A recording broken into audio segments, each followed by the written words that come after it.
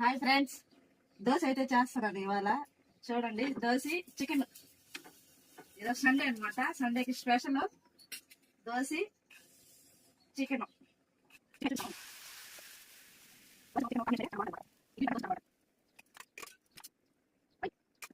ఇప్పుడైతే చికెన్ చూడండి, వేడి వేడి చికెన్.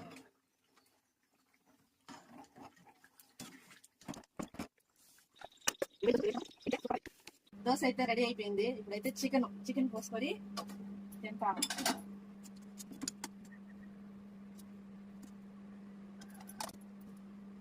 చికెన్ దోశలు కాంబినేషన్ అయితే నాకు చాలా ఇష్టము. ఒకసారి టేస్ట్ చేసి చెప్తా.